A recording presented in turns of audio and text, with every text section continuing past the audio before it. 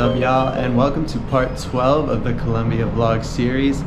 Today we are headed to Salento. Coming from Medellin, Salento should be a pretty straightforward get on bus, but when we were there, we were going to stop in a city called Pereira, where we were going to rent a motorbike and tour around the entire Eje Cafetero region. But unfortunately, when we got to Pereira, it was so rainy and asking around, and it was the start of the rainy season. So getting on a motorbike did not sound like the best of ideas. So we canceled that last minute and decided to take the 2-hour bus from Pereira to Salento and just travel by bus and on foot. The entire bus ride to Salento, it was raining, and when we got there, it was also raining. So we hid out for a while. When the rain cleared, we went and toured the city, which is a pretty small town. It has a nice square, and then right off of the square, there is Calle Real. If you walk on the street, you just see all these colorful buildings, different restaurants, different shops, and then it'll lead you to these stairs that takes you up to a mirador where you can see the beginning of what is the Cocora Valley. Now, the Cocora Valley was the reason we came to Salento. There was really no other reason other than it's a nice town. Yeah, it's in the coffee region, but the Cocora Valley, guys, is amazing. So in the morning, we took off as early as we could, and we went to the main plaza where we hired a Jeep, where you just go and you buy a ticket for a seat, and they have these old wheelies. And I don't know where they came from or why they're still around, but this region, not just in Salento, but the entire Eje Cafetero, this is how you get around, and it's amazing. So you just pay a couple bucks and you get a return ticket. When we got to Cocora Valley, it was drizzling, and previous stories from other people said it downpoured on them. So here's our experience in the Cocora Valley. Check it out.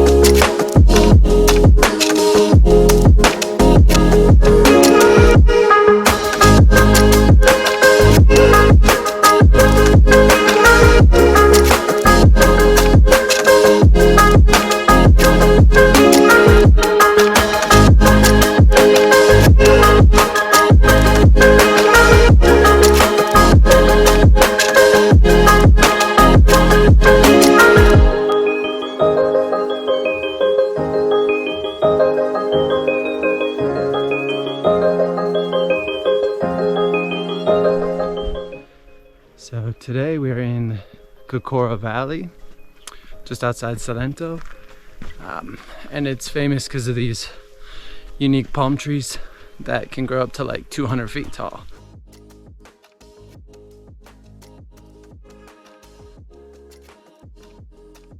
The trail is pretty muddy, and there's like an 80% chance it's gonna rain on us, so fingers crossed for a little bit of sunlight to break up the mist. Can get the drone up, and it'll be a good day.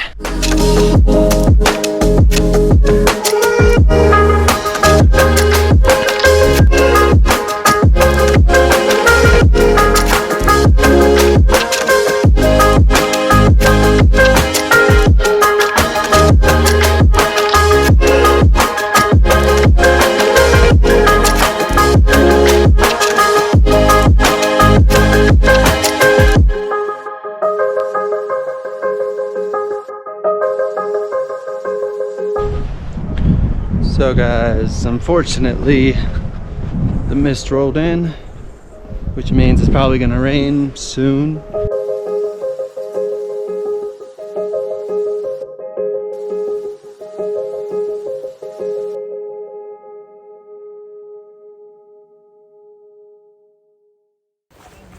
It's an update. It started to rain, like a drizzle, but I got the drone up, so I don't think I'll have to come back tomorrow, so I'm pretty pumped. This place is incredible, but I might come in the dry season. I think now we're starting what Colombians call their winter, which basically is the wet season. So it's a little damp, but views are incredible. We got here just in time. We came early in the morning, and by the time we got up to the top, coming down, just cloudy, all cloudy. So I'm pretty happy because I was not very optimistic this morning when we walked out of our bedroom and just a sheet of white. I'm like, oh gosh, here we go. And the people we met last night, they said they did it yesterday and they just got poured on. And before the rain came the mist. So yeah, pretty happy.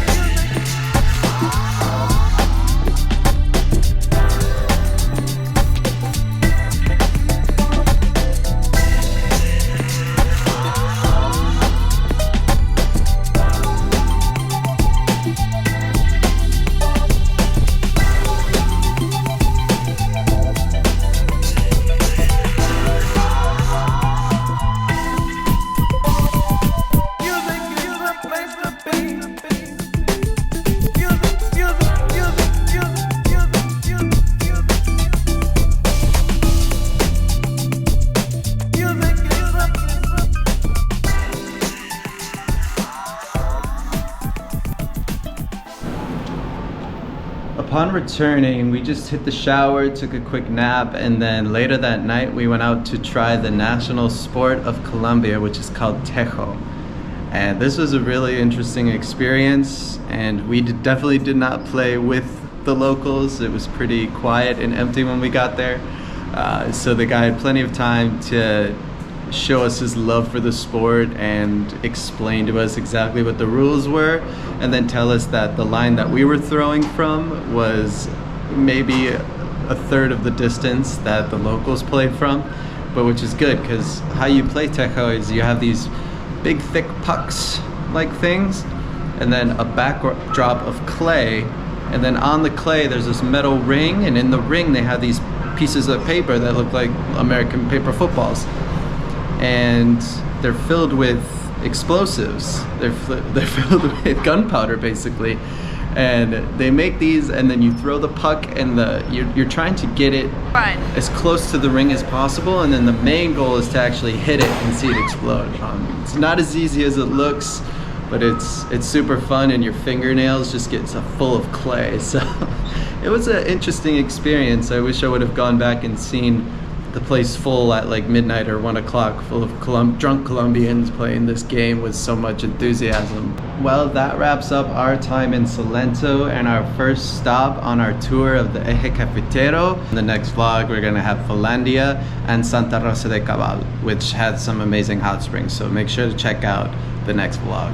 As always, thanks for watching, guys. Please like and subscribe, and catch you next time.